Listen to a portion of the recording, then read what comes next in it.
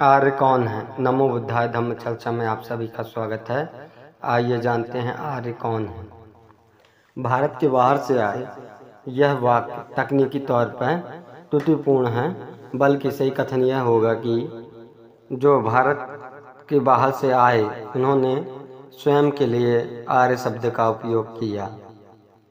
क्रमशः लोग उन्हें आर्य कहने लगे। इसी स्थापना के लिए कुछ तथ्यों पर ध्यान देना जरूरी है। भगवान गौतम बुद्ध द्वारा उपदेशित प्रथम धम्मादेश में 4 आलसत उद्घोषित किए गए। बुद्ध तत्व के 8 अंगों को आर्य अष्टांग मार्ग कहा गया। आर्य, विनय आर्य, मौन आर्य, संघ इत्यादि शब्दों का भगवान के उपदेशों में बार बार उपयोग किया गया। मूलतः पाली भाषा में आर्य अथवा आर्यो शब्द है, जिसे संस्कृत में आर्य उच्चारित किया गया। जैसे आर्य सच्चाइन अर्थात आर्य सत्य,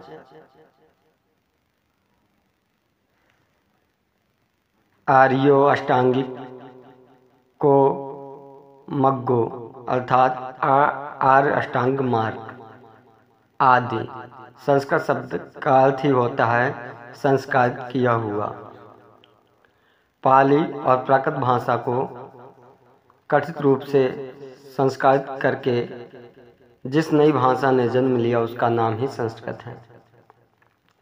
भाषा वैज्ञानिक जानते हैं कि प्रत्येक भाषा से पहले बोली होती है। व्याकरणबद्ध होने के बाद वह बोली भाषा बनती है। भगवान बुद्ध के समय तक यह एक बोली थी जिसे छंदस्य कहा जाता था। वेद भगवान के समय भी अस्तित्व में थे, मगर सिर्फ 3 वेद अस्तित्व में थे, क्योंकि पाली ग्रंथों में त्रिवेद पारुग अर्थात 3 वेदों में पारंगत यह शब्द कई बार उपयुक्त हुआ है। एक माणवक भगवान से निवेदन करता है कि वह बुद्ध वचनों को छंदस्य के रूप में रूपांतरित करना चाहता है, जिसे भगवान ने इनकार कर दिया था। यह प्रसंग विनय पिटक में है। कालांतराल में आचार्य पाणिनि ने छंदस्य को व्याकरण बद्ध करके जिस भाषा को जन्म दिया उसका ही नाम संस्कृत है। वेदों की छंदस्य के इस स्मरण भव्य एवं भाष्य व्याकरण का सहारा लिया जाता है, न कि पाणिनि व्याकरण को। इस क्रम में पाली व प्राकृत शब्दों को कथित तौर पर संस्कारित करके धम्म को धर्म, कम्म को कर्म, चक्र को चक्र, आर्य को आदि, दृष्टि को दृष्टि, शब्द को सर्व, सम्मा को सम्यक, प्रवर्तन को प्रवर्तन, समन्वय को श्रवण, प्रिय को प्रिय इत्यादि बनाया गया। रोचक तथ्य यह है कि संस्कृत भाषा ने अपने उदय काल में सर्वप्रथम बौद्ध ग्रंथों को ही संस्कृत में रूपांतरित किया। इसी से महायान का जन्म हुआ। सारे महायानी ग्रंथ संस्कृत में हैं। संस्कृत के महाकाव्य इत्यादि बाद की रचना है। यहाँ तक कि संस्कृत साहित्य का मूल स्रोत बौद्ध ग्रंथ हैं। अधिकांश मिथकीय कथनक जातक कथाओं से लिए गए हैं। यहाँ तक कि रामायण के कथनक का मूल स्रोत दशरथ जातक एवं महाभारत का स्रोत युधिष्ठिर जातक है। यक्ष प्रसंग पूरा का पूरा खुद्दक निकाय से धम्मपद अष्टगाथा का अनुवाद है। देवेंद्र, देवी विश्वकर्मा, पूर्वजन्म, भाग्य, कर्म फल, ध्यान साधना, ब्रह्म इत्यादि समस्त धारणाएं मूलतः पाली ग्रंथों में हैं, जिनका संस्कृत ग्रंथों में उपयोग करके नए मिथकीय कथनाओं की रचना की गई। इसी नाते पाली व संस्कृत ग्रंथों में समान पात्रों व शब्दों को देखकर दिव्यजन प्राय भ्रमित भी हो जाते हैं। वे निर्णय नहीं कर पाते कि किसने किसकी नकल की। इसी भ्रम का लाभ, जिसे अंग्रेजों में बेनिफिट ऑफ डाउन कहते हैं,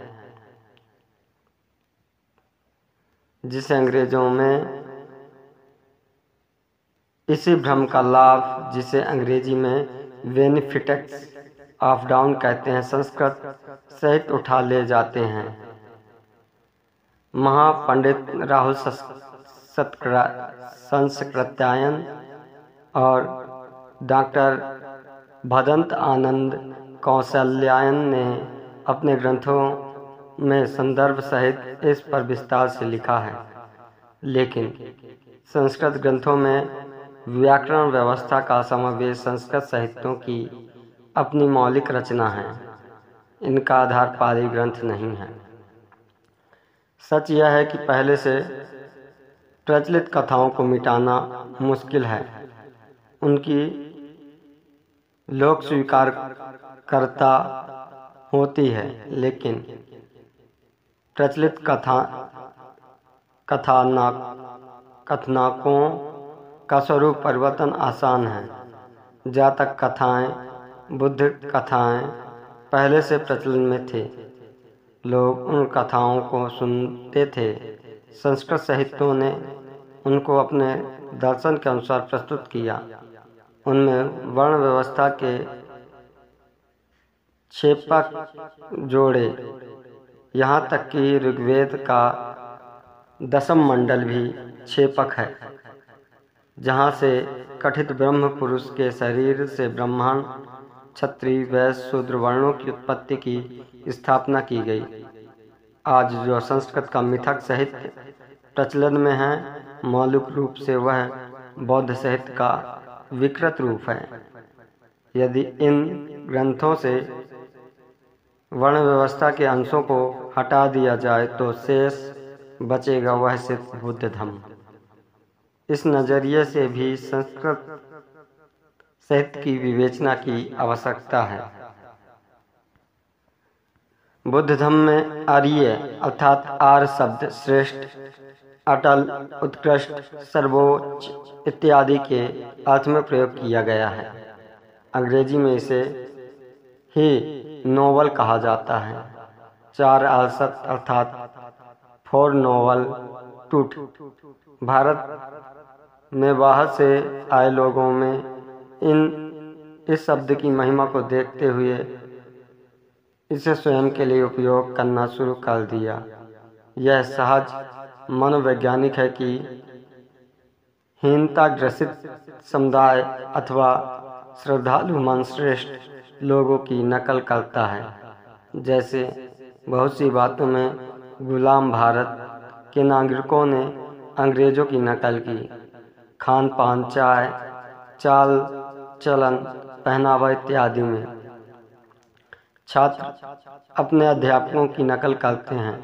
ऐसे ही खाना बदोश विदेशियों ने आर्य शब्द आत्मसात करते हुए स्वयं के लिए आर्यपुत्र, आर्यपुत्री संबोधन तथा अपने प्रवास के क्षेत्र को आर्यवर्त प्रयोग करना शुरू किया। ज़्यादातर स्थापित मान्यताएं मिथ्या हैं, न केवल इतिहास में बल्कि साहित्य और विज्ञान में भी। लेकिन स्थापित मान्यताओं से हटकर कहने सुनने पर असहजता के भय से लोग प्रायः स्वीकार करने से कतराते हैं। जैसे हिंदू धर्म एक स्थापित संबोधन प्रचलन में है, जबकि कथित हिंदू धर्म ग्रंथों में हिंदू शब्द है ही नहीं। यह शब्द मूलतः फारसी भाषा का है, जिसके अर्थ बड़े नकारात्मक जैसे चोर, डाकू, काला गुलाम, काफिर इत्यादि भारत में ही प्रकाशित फारसी के शब्दकोश तथा जवाहर उल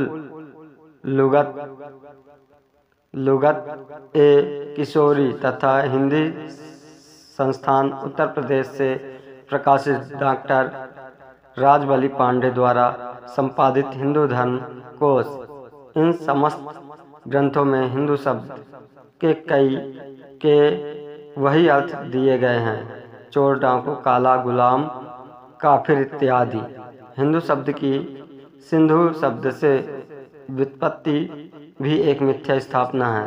ऐसा मेरा मकसद किसी की आस्थाओं पर प्रहार करना नहीं है, सिर्फ शब्द विवेचना कर रहा हूँ और तथ्य प्रस्तुत कर रहा हूँ। आर्य शब्द के साथ भी यही हाल है। यह शब्द शुद्ध रूप से बुद्ध धम्म का है, जिसे विदेशियों ने आत्मसात किया। यह सुनना बड़ा रोचक होगा कि संबोधि लाभ के उपरांत भगवान को शहद का मिष्ठान्न अर्पित करने वाले दो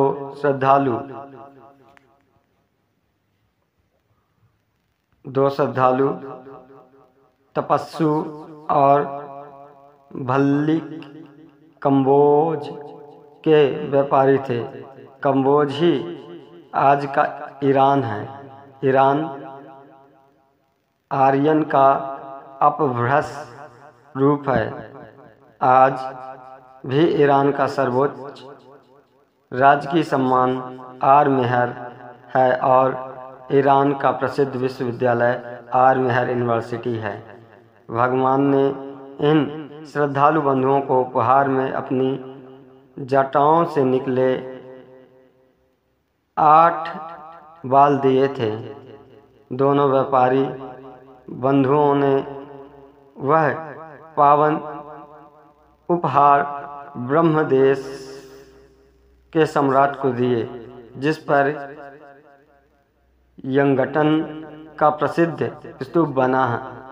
यह धरती का एकमात्र स्तूप है जो भगवान बुद्ध के रहते रहते बना।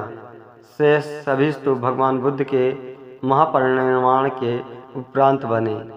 कहने का तात्पर्य है कि भगवान बुद्ध के समय से ही पूरे देश के लोगों के इस देश में आने के प्रमाण मिलते हैं।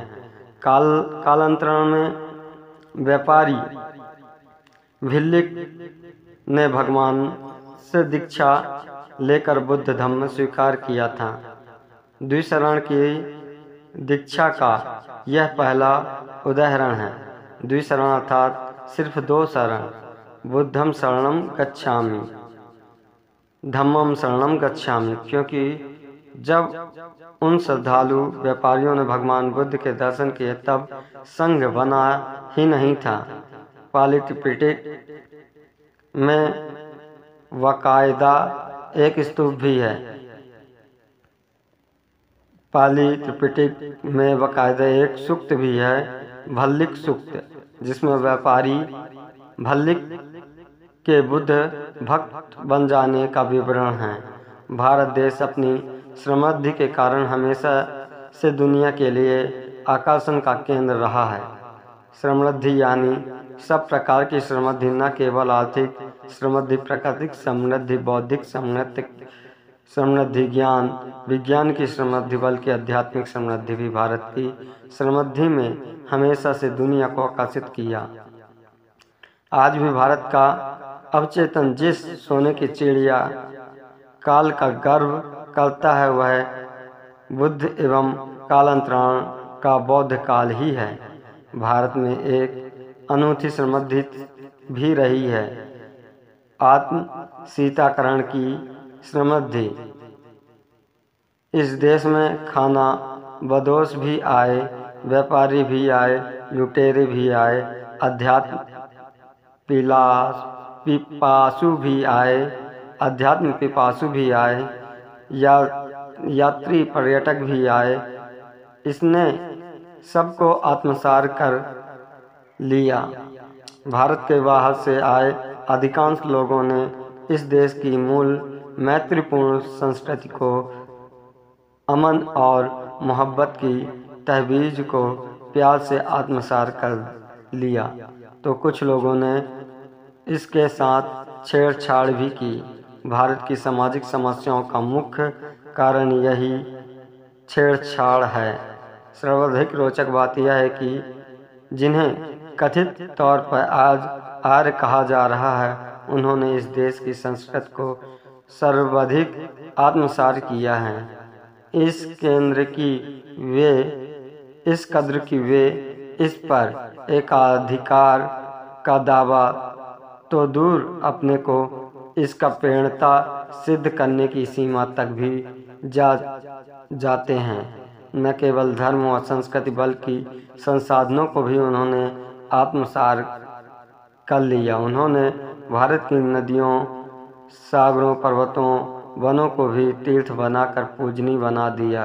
क्या गंगा, क्या यमुना, क्या गोदावरी, क्या कृष्णा, क्या रामेश्वर, क्या कन्याकुमारी, क्या हिमालय, क्या विंध्याचल, क्या वृंदावन, क्या दंडकारण्य, सब पर उनकी दावेदारी, सब पर उनका अधिकार। इस कथित आर्यों ने पूरी की पूरी इस ऋषि संस्कृति को जन्म दिया, उनका महिमा मंडन किया। इस पूरे महिमा मंडन से सिर्फ वर्ण व्यवस्था की छेड़छाड़ को हटा दिया जाए तो भारत बुद्ध की मैत्री के सिवा कुछ नहीं है। विश्व की आध्यात्मिक धुरी के सिवा कुछ नहीं है। न कथित आर्यों ने ही बुद्ध का धम्म पूरी दुनिया में फैलाया। इस इतिहास उठाकर देखिए तो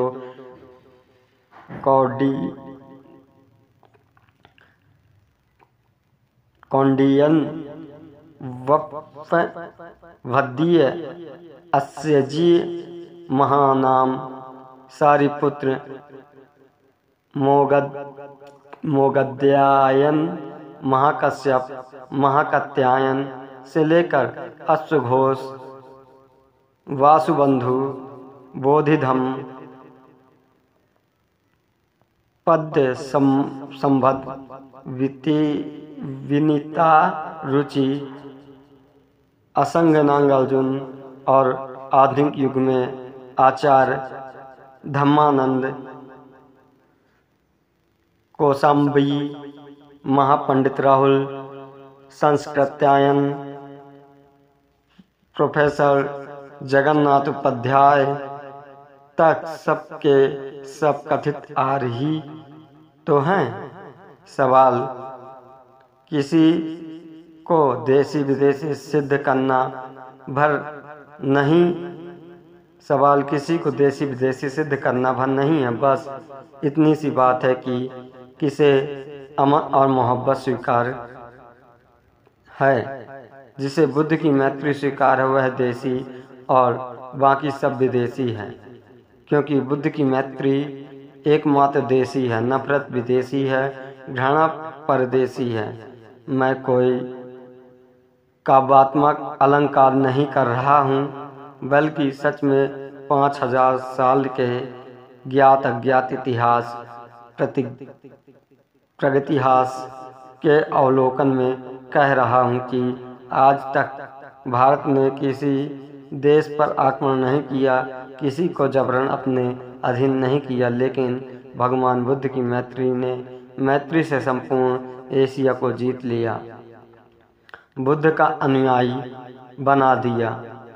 यूनान के सम्राट कनिष्क और मीनांडर ने भारत को जीता, लेकिन बुद्ध धम्म ने इन सम्राटों को जीत लिया।